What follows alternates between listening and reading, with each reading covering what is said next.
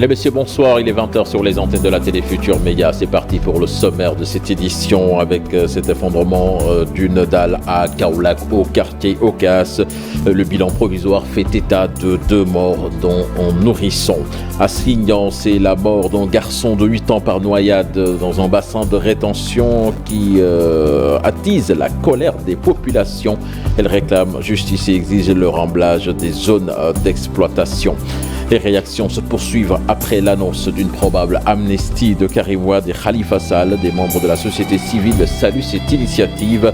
Babacar Abambaye de Yewwi Askan Wi, de son côté, soutient que cette question n'a jamais été une préoccupation majeure pour eux. À suivre en fin d'édition, la rubrique Les bonnes feuilles de la rédaction qui s'intéresse aujourd'hui à l'ouvrage d'Abdou Karim Diop intitulé Les accidents de la route au Sénégal. Ce sera avec Ibou Diouf. Voilà le sommaire de ce 20h, tout de suite le développement.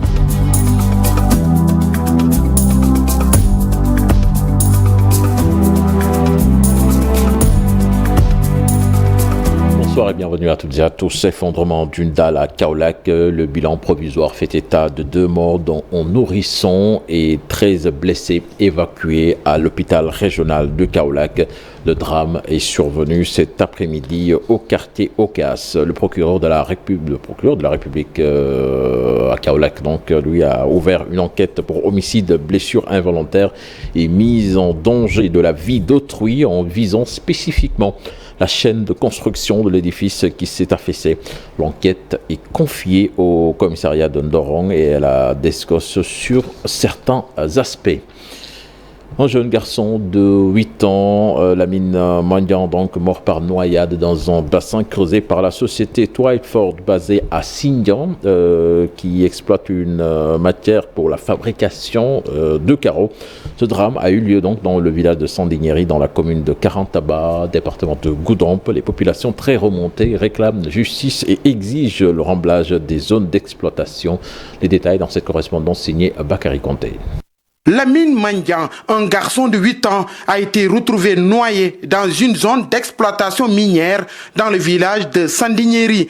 Les populations sont très remontées contre l'entreprise Twileford basée à Signan qui n'a pas respecté son contrat. Mohamed Lamine Dramé, président de la jeunesse de Sandiniéry. Le sous-préfet qui est au courant et le maire sortant. Ils ont dit soi-disant qu'ils ont signé un contrat. Alors que ce contrat-là signé, la population n'est pas au courant de cela. Personne ne peut vous montrer les quelques lignes qu'ils ont signées sur ces contrats-là. Ça n'existe pas. C'est un contrat qui n'existe que de nom. Et ensuite, étant donné que la population reste, la population n'a pas de force, la population a été imposée par nos autorités. La population aussi a posé des conditions d'exploitation. Parmi ces conditions, il y a le remblage complet après avoir creusé le trou et de faire le grillage de clôture contre les animaux domestiques et aussi les personnes, surtout les enfants. Ce qui n'a pas été respecté. Et du coup, cela a engendré le noyage de ce jeune garçon qui s'est noyé ce mercredi 21. Cela est déplorable. Très en colère, ces populations réclament justice. Et nous, la population et l'ensemble de la jeunesse, nous exigeons justice pour notre très cher petit frère et notre fils et neveu, et que la justice soit faite complètement. Parce que tout simplement, la gendarmerie doit poursuivre ces enquêtes sérieuses normalement, mais aussi le sous-préfet doit saisir le procureur. Nous avons tenté de joindre les responsables de l'entreprise Twileford basée à Signan, mais nos efforts sont restés vains. Bakary Conté, l'amnistie annoncée de Karim Wade et Khalifa Sall, saluée par la société civile. Babacar Ba du Forum du Justiciable et Ndiaga Sylla du Dialogue Citoyen préconisent tout simplement l'abrogation des articles L29 et L30 du Code électoral de la déchéance qui évoque la voie électorale plutôt que la voie parlementaire. Les détails dans cet élément signé Chérif Dia.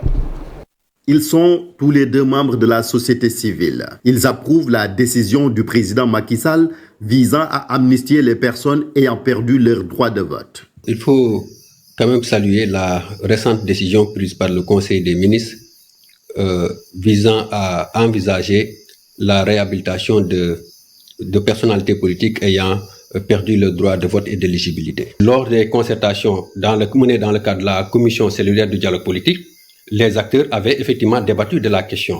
Et on regrette effectivement qu'un accord n'ait pas été trouvé et que le point avait été soumis au président de la République. Malheureusement, il n'a pas connu effectivement de suite. Et c'est une décision que nous saluons à sa juste valeur parce que nous avons toujours estimé au niveau du Forum du justiciable que la confiscation des droits civils et politiques ne peut se faire d'une manière éternelle. La confiscation a une durée limitée, donc nous estimions qu'il était temps que Khalifa Ababacar Sall et Karim Wade puissent quand même retrouver le droit civil et politique. Et c'est une mesure aujourd'hui qui va participer à la décrispation de l'espace politique. Le communiqué du Conseil des ministres n'a pas techniquement défini le modus operandi pour mettre en œuvre cette amnistie, même si deux possibilités s'offrent à l'exécutif selon le président du Forum du justiciable. Comment ça va se faire? Soit à travers l'adoption d'une loi d'amnistie, l'amnistie qui vise les faits pour une période bien déterminée, ou soit par la modification des dispositions des articles L31 et L32 du Code électoral. L'expert électoral et président du dialogue citoyen opte pour la seconde alternative, c'est-à-dire l'abrogation des anciens articles L31 et L32 du Code électoral, devenus depuis quelque temps les articles L29 et L30 du même code. En se fondant sur les instruments juridiques au plan international, toutes les missions d'audit du fichier électoral qui ont été menées depuis 2010 avaient demandé effectivement qu'on puisse abroger en fait donc ces dispositions du code électoral, précisément les articles L29 et L30, qui instaurent en fait la privation automatique et indifférenciée du droit de vote et d'éligibilité. Parce que ce sont des dispositions non conformes justement aux droits de l'homme. Nous savons que la déchéance électorale est une peine complémentaire. Comme toutes les peines, pour être valables, elles devraient effectivement donc être prononcées par le juge. En décidant de réhabiliter Karim Wade et Khalifa Sall, Macky Sall, à travers cette amnistie qui, comme on le sait, vise des faits, redistribue les cartes dans un jeu politique plus que jamais ouvert. Le président de la République n'avait plus le choix, c'est du moins la conviction de Babacar Abambaye. Le député de Yewwi Askan Wi soutient que la question d'une amnistie pour Khalifa Sall n'a jamais été une préoccupation pour eux. Je vous propose de l'écouter. Ces propos sont recueillis par Alassane Ba et Diafara Ba. Pour l'instant, nous n'avons jamais évolué en nous disant que nous fonctionnons par rapport aux droits de Khalifa ou pas. Nous sommes des militants à la base et Khalifa aime à le rappeler. Les gens font de la politique aujourd'hui pour des postes ou parce qu'ils sont dans un parti et pour la conquête du pouvoir. Nous sommes à la base, nous sommes des militants du Parti socialiste et nous avons appris à faire la politique parce que nous sommes engagés. Donc ça n'a jamais été un frein pour nous et d'ailleurs c'est pour ça que Khalifa a réussi avec d'autres à créer cette belle coalition qui est Yewwi Askan Wi et qui intéresse autant les Sénégalais. Je pense qu'aujourd'hui, nous ne sommes pas là à nous dire que ça y est, nous avons le Graal, que nous allons participer pour nous. Ce qui est important, c'est que les Sénégalais aspirent au changement. Je pense que toutes les cartes qu'il avait, qu'il pouvait rabattre en politique, c'est des cartes tellement grossières qu'elles ne s'imposent qu'une fois. C'est-à-dire, lui, il prend toujours le temps de construire les choses. C'est les législatives de 2017, de 2019 qui ont permis d'imposer le parrainage de des élections présidentielles. Donc, toutes les cartes, les fausses promesses aux gens, les manipulations, ça se tourne contre lui. Aujourd'hui, il a pu sacrifier Mimi, maître Mam Diop, mais le sacrifice de Mimi a imposé la nomination de Amadouba parce qu'il ne peut pas y avoir plusieurs fonds. Donc lui, il est dans l'impasse, il est fermé. Yewwi avait déjà anticipé cela parce qu'on avait déjà dit dès le départ dans la charte de Yewwi que n'importe qui pouvait être candidat à l'élection présidentielle. Présent juriste Seybani Sougou, selon lui, il y a 3 possibilités qui s'offrent à Macky Sall pour réhabiliter les hommes politiques ayant perdu leur droit de vote. Il s'agit de l'amnistie, la révision de leur processus ou du code électoral. Il propose le dernier point qui lui semble plus raisonnable. Nous l'écoutons, il est avec Chérif Dia. Concernant la situation de Khalifa Sall et Karim Wade, il y a 3 options juridiques. La première option, c'est celle qui est envisagée par l'exécutif, à savoir l'amnistie. Alors c'est une option qui, de mon point de vue, est à écarter totalement, parce qu'en aucun cas, l'amnistie ne saurait servir de jurisprudence pour couvrir des crimes et des infractions de nature économique. La deuxième option, c'est le recours en révision. C'est une option qui est aléatoire et risquée. Aléatoire parce que pour une révision, il faut un fait nouveau. Risqué parce que rien ne garantit, d'ici les présidentielles de 2024, que cette affaire soit traitée et vidée d'un point de vue juridique, surtout au niveau des délais. Enfin, la troisième option qui me semble la plus viable et tenable, c'est celle qui a été proposée par l'Union européenne dans son rapport en date du 26 février 2018.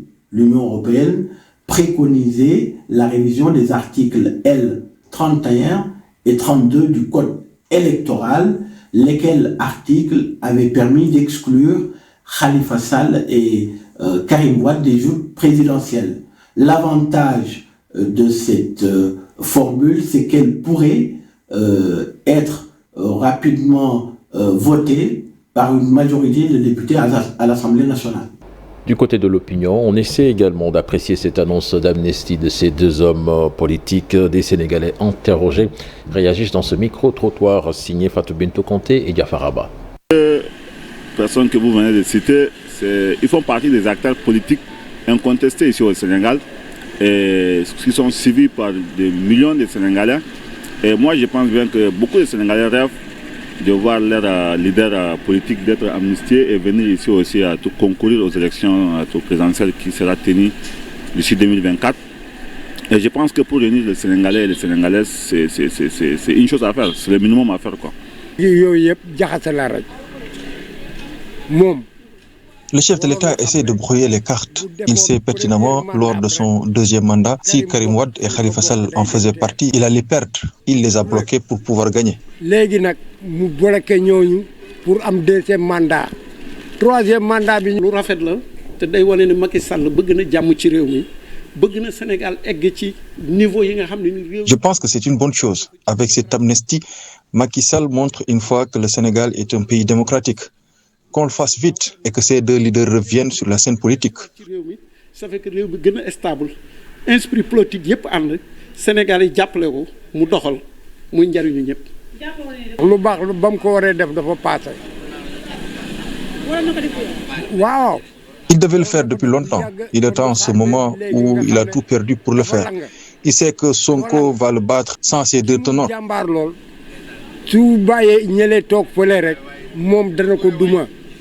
Non jaxasewu ko day defar carte yi. Jaxase kenn ku bokk ci gétt gi naan ci meew mi ñooñu ay politiciens lañ kii politiciens lañ ñee ay candidats lañ kii candidat la. Macky Sall ne va jamais brouiller la carte politique.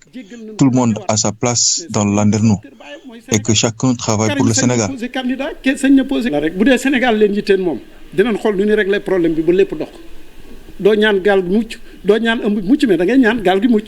Un mot de justice à présent déféré ce matin devant le tribunal. Khalifa Sall a été inculpé et placé sous mandat de dépôt. Pour autant, le viol a été écarté puisqu'il est visé pour cause et blessures volontaires ayant entraîné une incapacité de 8 jours. Il sera jugé en flagrant délit ce lundi 3 octobre. La rentrée universitaire prévue la semaine prochaine à l'Université Cheikh Anta Diop de Dakar. Les autorités essaient de prendre les devants pour assurer une bonne reprise des cours. Nous voyons cela dans cet élément signé Habib Faye avec les images d'Ahmadouba.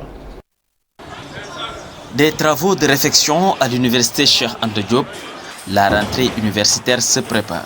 Les ouvriers sont en plein exercice pour permettre aux étudiants d'être dans de bonnes conditions de travail après leurs 3 mois de vacances. Le Centre des œuvres universitaires de Dakar, pour sa part, a installé de nouveaux pavillons à inaugurer en octobre prochain. Nous avons profité de ces vacances avec nos équipes techniques, en tout cas pour faire des réfections en profondeur au niveau des toilettes des 29 pavillons. Donc c'est pas moins de 200 blocs de toilettes que nous avons entièrement repris. Et beaucoup de réclamations au niveau des meubles de rangement, notamment les armoires. Nous avons effectivement réfectionné les armoires et même fait des armoires en dur. Mais également le problème de l'eau a été un réel problème l'année dernière et cette année nous avons profité des vacances en tout cas pour faire le maximum de bâches d'eau. Nous avons même creusé des forages, responsables des restaurants aussi. On profitait de ces vacances-là, en tout cas, pour acheter de grosses marmites, des marmites de grande capacité, en tout cas pour permettre à ce que ce flot d'étudiants-là qui viennent au niveau des restaurants pour se restaurer. Pour éviter d'éventuels affrontements entre limiers et étudiants, les autorités ont renforcé la sécurité du campus. Et pour avoir une année universitaire apaisée, le directeur invite les étudiants à sensibiliser davantage leurs camarades. Pour la sécurité, non seulement nous avons changé l'équipe de sécurité, mais nous avons aussi renforcé le dispositif de contrôle, notamment les outils. Donc je crois que l'année dernière, c'est les smartphones qui servaient à identifier les étudiants de ce qu'ils n'étaient pas. Cette année, on va renforcer ce dispositif pour que véritablement la paix sociale qu'on puisse en tout cas l'obtenir. En tout cas, nous lançons un appel aux étudiants pour leur dire que la paix sociale, quand on la recherche au niveau du campus social, c'est eux d'abord qui en sont les premiers bénéficiaires. La rentrée, c'est pour bientôt. Tout est fin prêt à l'université Cheikh Anta Diop pour accueillir les étudiants. Ils vont retourner dans les amphithéâtres dès la semaine prochaine. Les autorités ont pris les dispositions pour assurer une bonne reprise des cours au sein du Temple du Savoir. Éducation toujours, environ 15 000 admis à l'entrée en 6e sont enregistrés dans l'Académie de Dakar. Les résultats sont sortis cette semaine en léger retard qui n'entrave en rien le travail des inspecteurs de l'éducation. Selon l'inspecteur de Dakar, le processus est déclenché et les demandeurs d'une orientation dans les 39 collèges de l'Académie de Dakar seront orientés de l'avis de Aboubakri Sadirnian, inspecteur d'Académie de Dakar, que nous allons écouter dans cet élément. Signé Aminata Baresso et Younous Diatta. Sur sa machine, l'inspecteur d'Académie de Dakar consulte la liste des admis au concours de l'entrée en 6e. Cette année, un léger retard est noté. Nous sommes à 81,64% de taux de réussite à l'entrée en 6e, contre 76,44% l'année dernière, ce qui fait donc un progrès positif de 5,20.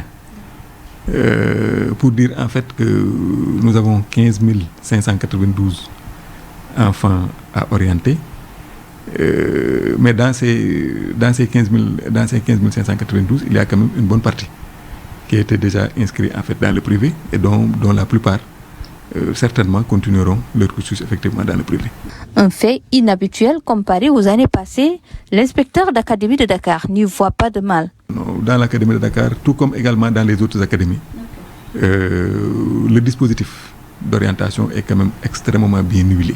Le travail sera achevé également vendredi et les enfants auront la possibilité de disposer de leurs orientations, cette fois-ci même directement à partir de leur téléphone portable.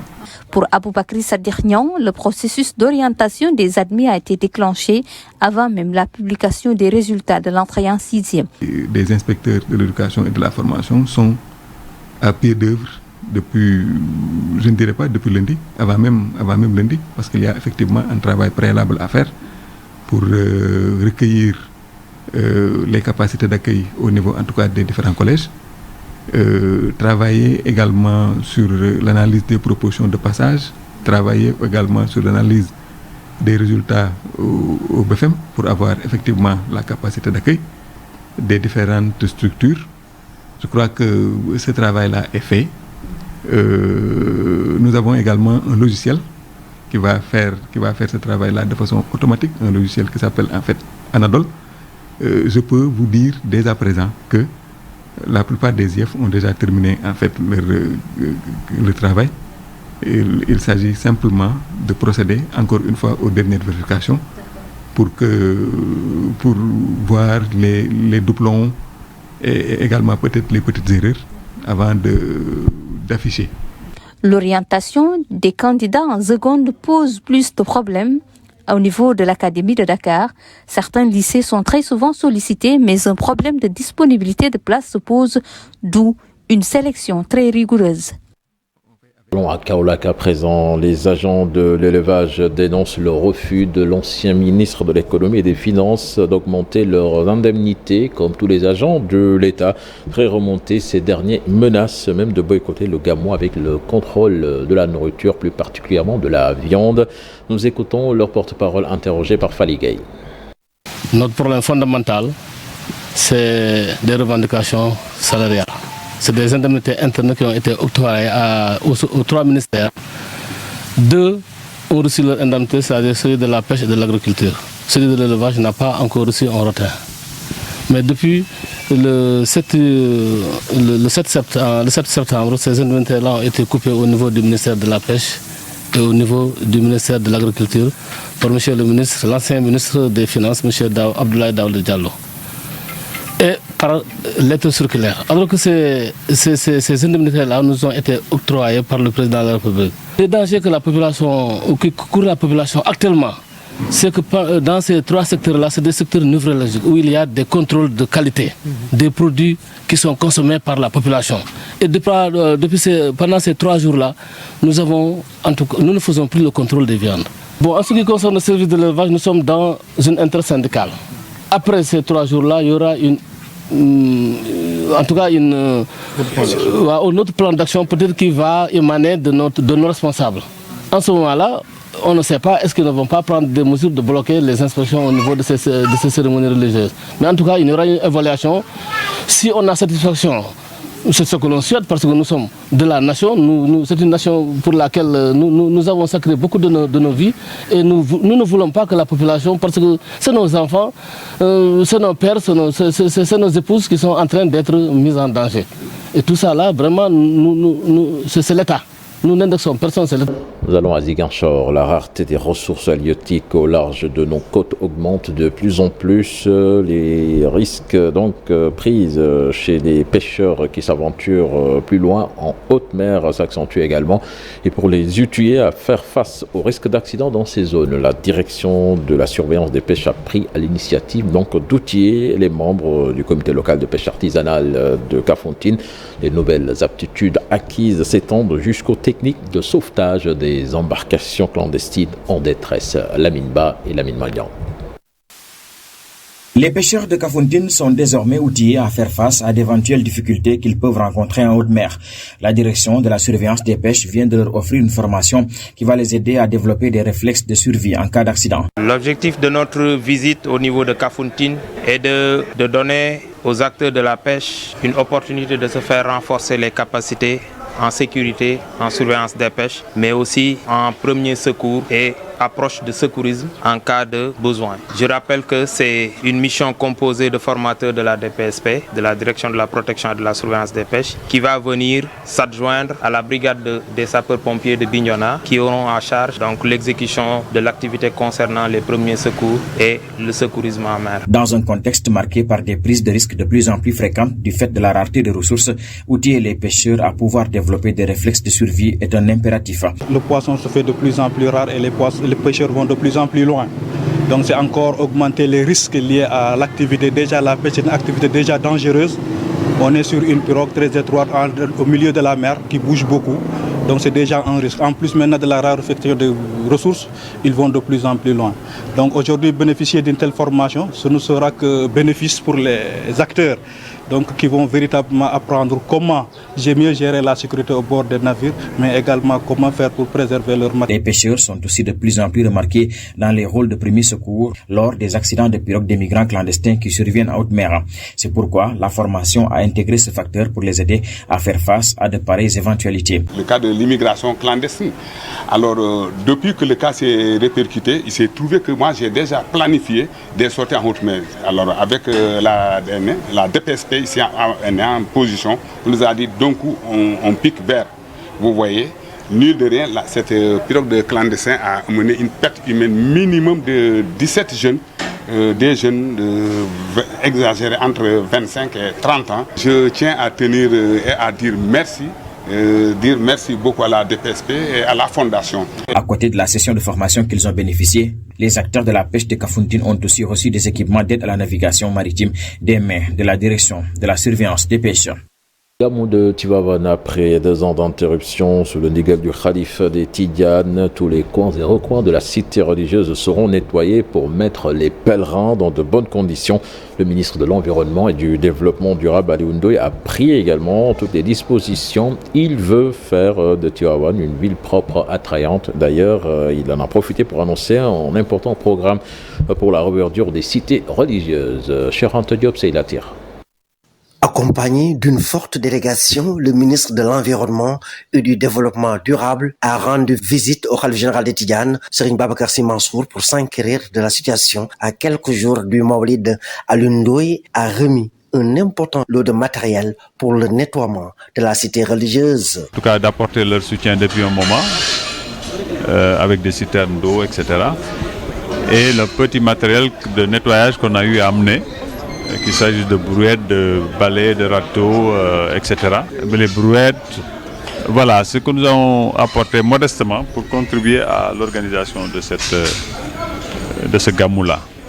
Nous avons eu un échange effectivement avec notre père, le khalife, mais nous en avons tiré beaucoup par rapport à la mission que le chef de l'État a bien voulu nous confier. Le ministre de l'Environnement et du Développement durable annonce un important programme pour améliorer le cadre de vie et reverdir les villes saintes. Nous allons, je verrai avec les services en charge de cette question, comment aider justement à reverdir cette ville sainte et l'ensemble des autres villes, notamment saintes, qui accueillent beaucoup de monde. Et vous voyez le climat qu'il fait, vous comprendrez que l'arbre ferait beaucoup de bien. Donc nous ferons le maximum de ce point de vue-là. Des comités de salubrité ont été mis en place au niveau de tous les quartiers de Tivaouane de concert avec l'UCG pour organiser des activités allant dans le sens de nettoyer les places publiques et l'esplanade des mosquées. Et puis Birandour a lancé ce 29 septembre son application de mobile money dénommée Flash, une initiative en partenariat avec la banque UBA. Pour en savoir davantage, suivez cet élément signé Modoufal. Birandour dans le mobile money, après avoir conçu et développé un écosystème constitué de plusieurs produits et services innovants et éprouvés dans différents domaines. Monnaie électronique, streaming de films et séries, streaming de musique, pay-per-view, challenge de quiz musical, planification de journée, la FinTech New Africa Technology, créée par l'entrepreneur M. Birandour, a lancé ce 29 septembre 2022 son application de mobile monnaie dénommée Flash. Avec un bon maillage du territoire national, Flash démarre officiellement ses activités avant la fin de l'année 2022 et sera accessible dans les 14 régions et 46 départements du Sénégal. Conformément aux exigences légales et réglementaires sur la distribution de la monnaie électronique en vigueur dans l'espace de l'Union économique et monétaire d'Afrique de l'Ouest, UEMOA, New Africa Technology a obtenu l'avis favorable de la Banque centrale des États de l'Afrique de l'Ouest, BCEAO, portant sur le lancement de l'offre de services dénommée Flash, de distribution de monnaie électronique, de cartes prépayées et de transferts rapides d'argent en partenariat avec UBA, banque émettrice de la monnaie en circulation.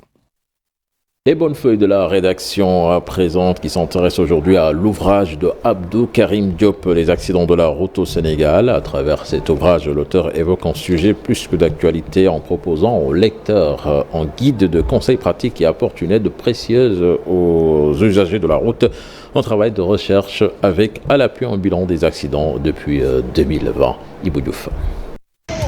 Cet ouvrage tente d'établir un lien direct entre l'augmentation de la vitesse moyenne et la problématique à la fois d'un accident et de la gravité de ses conséquences. Pour l'auteur, un accident est un phénomène involontaire et aléatoire dont aucune personne usagère de la route n'est à l'abri. L'auteur ne s'en réjouit guère du bilan macabre des accidents de la route enregistrés ces dernières années. Pour lui, il s'agit de secouer les consciences. Faire vibrer les cœurs pour atteindre l'âme meurtrie par la violence routière. Les derniers chiffres donnés par la Brigade nationale des sapeurs-pompiers pour l'année 2020, c'est 877 morts. Donc 877 morts, c'est quasiment 3 morts par jour. Mais si on consulte les statistiques donc, de l'OMS avec ce qu'on appelle les décès ajustés, pratiquement on est à 4000 morts par an au Sénégal.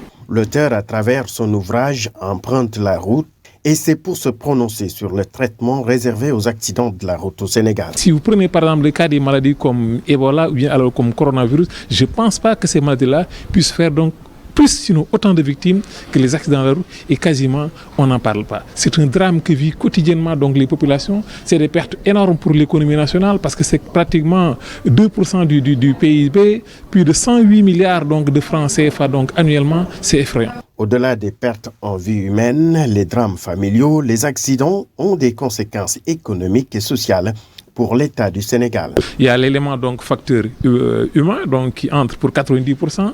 Il y a l'élément donc route qui entre pour 3% et l'élément donc véhicule qui entre pour 7%. Mais il y a aussi donc le facteur institutionnel. Cet expert en transport routier jette un regard critique sur les causes des accidents de la circulation, un ouvrage sur le thème de l'accidentologie routière sur l'ensemble du territoire national. C'est vraiment donc de se mobiliser et d'essayer donc de trouver dans les plus brefs délais les solutions les plus idoines. L'auteur Abdou Karim Diop se lance dans la sensibilisation et précise que si conduire est un art, si le code de la route est un livre de chevet, notre conscience reste notre première police pour mériter amplement notre permis de conduire. Le round-up sportif avec la vaccination anti-Covid pas obligatoire au mondial de Qatar 2022. Patrice Motsepe, président de la CAF, en visite en Guinée dans le cadre de l'organisation de la CAN 2025. Et puis Regret, auteur de sa 4e victoire en MMA, c'était ce jeudi à Singapour. On voit cela avec Chersadi Boudiara. Du MMA pour commencer, le Sénégalais Regret s'impose face aux Russes Badrat Gazayev ce jeudi à Singapour. Une victoire par KO technique dès le 2e round. Un retour tonitruant du lutteur de Tcharoy qui signe son 4e succès en 5 sorties en MMA. Pendant ce temps, ses homologues de la lutte avec frappe ont rencontré le CNG afin de discuter des règles à l'oreille de la prochaine saison. L'instance dirigeante de la lutte sénégalaise, dont le mandat prend fin le 22 octobre prochain, va recevoir ce vendredi après-midi Yankhoba Diattara dans ses locaux. Une visite qui entre dans le cadre de la tournée de prise de contact du nouveau ministre des Sports avec les comités de gestion et autres fédérations. Passons au football avec l'équipe nationale du Sénégal, U17, qui est actuellement en Mauritanie pour les besoins du tournoi de l'IFOA Zone A, qualificatif à la CAN de la catégorie prévue en Algérie en 2023. À Nouakchott, les protégés du sélectionneur Serine Salioudia se trouvent dans la poule B en compagnie du Cap-Vert et du Mali. Le tournoi de l'IFOA A U17, c'est du 1er au 10 octobre prochain. En attendant, le président de la Confédération africaine de football se rend ce vendredi en Guinée.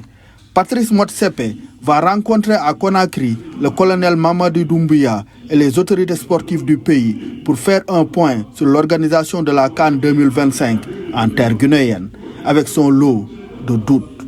Terminons avec la Coupe du monde de football Qatar 2022. Les autorités du pays hôte annoncent qu'il n'y aura pas de mesures restrictives liées au Covid-19 sur leur terre. Je leur cite, les personnes arrivant au Qatar ne sont pas tenues d'effectuer une quarantaine, quel que soit leur statut vaccinal ou leur pays d'origine. Chersadi Boudiara, voilà, c'était le dernier élément de ce 20h. Excellente suite des programmes en compagnie de la télé Futur Média. Tout de suite, vous avez rendez-vous avec Binta Diallo pour la 2e partie de Soir d'Info. Il reçoit Alioune Tine.